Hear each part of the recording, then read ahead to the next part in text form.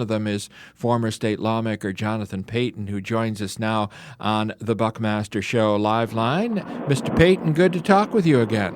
Good to talk with you. Jonathan Paton, state representative from 2005 to 2008. He was a state senator from 2009 2010. He ran for Congress in an unsuccessful bid against Jesse Kelly. Jonathan, how are you shaping this campaign with that huge district to cover? Well, I guess the biggest thing is I've got 50,000 miles on my car right now, so that kind of answers that question. I mean, we're driving all over the place. We've been to many parts like Show Low and Flagstaff and Navajo Nation over 15 times since January. We were in Safford last night. We've actually spent more time outside of the southern Arizona portion of the district than inside of it. Now we're starting to focus more in my home county. We were talking just a few moments before you went on the air with us with Ted Przelski, whose blog, Rum, Romanism, and Rebellion, was just named Best Political Blog in Arizona by the Capital Times, and we were talking about this CD1. It really is a process for you to introduce yourself to some of these areas. Your opponents, one is from Show Low, one's from Sedona, I think the other one's from the White Mountains as well. So is it pretty much getting out and letting people know who you are at this point? It is, but I would also say we have the burden of having to get to know people in this part of the district as well, because there's over 100,000 people in Oro Valley, Marana, and Saddlebrook, and unincorporated Pima County, and 51% of the population in this district is now south of Globe. We estimate that over 45% of the votes in this general election will come from just two counties, Pima and Pinal. And 55% of the primary will come from just these two counties. So they do have that burden, just like I do, having to travel the state. We've been to more places than any other candidate in this race, I guarantee you that. I mean, we have really worked hard. We have steering committee members in every single county in the district, and I think we're doing really well. It's a widely diverse group of people in this district, isn't it? You've got retirees in Saddlebrook, and then you've got the Hopis and the Navajos, the Flagstaff area folks. I mean, how do you structure this? What are your marquee issues that you're talking about? I think the one thing that definitely is a commonality in this district, and I guess it binds the residents of Saddlebrook with the Navajo Nation, is this is the largest portion of federal land, one of the largest parcels of federal land in the country. And no matter where you go and who you talk to, there is someone who has a very real relationship with the federal government in a way that they don't have in Tucson or Phoenix. And as an example, in Globe or in Superior, they're concerned about the Resolution mine. You talk to the folks in northern Arizona near Show Low, they're concerned about the forest fires and the Forest Service. And on the Navajo Nation, they're concerned about the Navajo Generating Station, which is threatened by the EPA. So every single one of these areas has to deal with the federal agency in a way that probably the larger urban areas don't. And that is definitely a commonality. And the person who's going to represent this district and is going to be their spokesperson is really their one link to stand up for them. And that's what makes the member of Congress from this district so much more important, I think, than maybe other members in the state.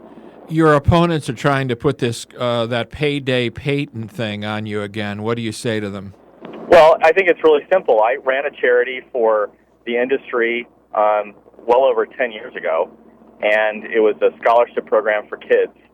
And I never actively lobbied for any legislation or anything like that. I work with lawmakers such as Gabby Giffords and others to review some of the scholarship applications, and that was it. And, you know, it's clear that they have their own issues that they haven't been able to Ann Kirkpatrick, as an example, is worried because she voted the wrong way in this district. And, I also find it ironic that this discussion about the payday loan industry she's received over $10,000 from that industry of her time in Congress and in the most recent election cycle. So I don't think that's going to really hold water. My history is serving this country as a soldier and serving in Iraq and serving as a state lawmaker with distinction. And I'm proud of my service, and I think that the issues are people are going to be agreeing with me more than they're going to be agreeing with Ann Kirkpatrick or anyone else in this race. Jonathan Paton is with us. He is congressional candidate in CD1. You know, you mentioned Kirkpatrick and Baldonegro as the opponent up there. That's a pretty competitive race on the Democratic side, isn't it? Well, it is when you look at the numbers of people. An important constituent group in the Democratic Party are people on in the different tribes. There's a lot of Democrats that live in those areas. Winona has a base of support among them. There's a lot. If you look at her endorsement page, there's a lot of high-profile tribal council members that are in her corner. And one of the reasons for that is that when Ann Kirkpatrick was in office, she took away the Native Americans had their own representative. It was a guy by the name of Walter Phelps under Rick Renzi. She took that person away and replaced it with someone from Flagstaff to deal with their issues. And I think they felt slighted by that, and the visibility of the member of Congress went down considerably during her tenure. And I think that a lot of the folks in the San Carlos Apache Reservation and others felt that she went back on her word on what her stance was on the Resolution Mine.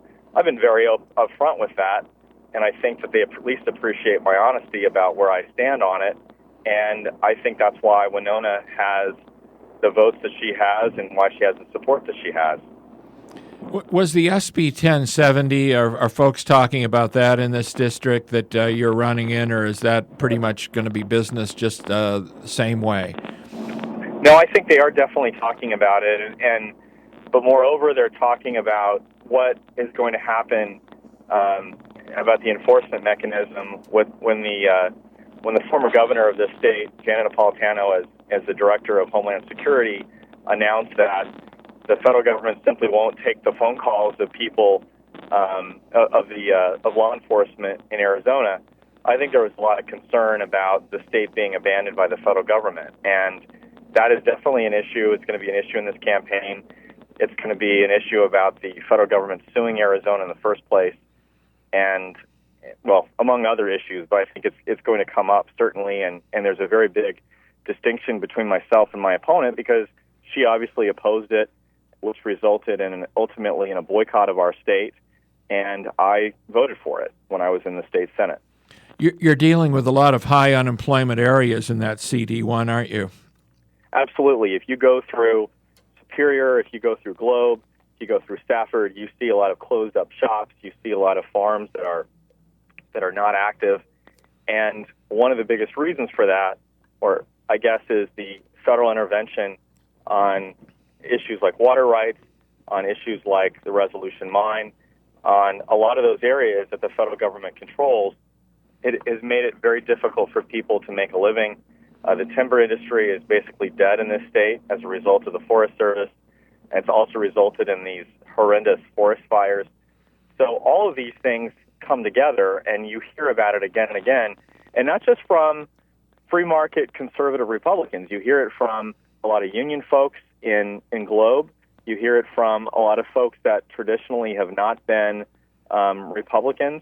I'm hearing it more and more on the Navajo Nation.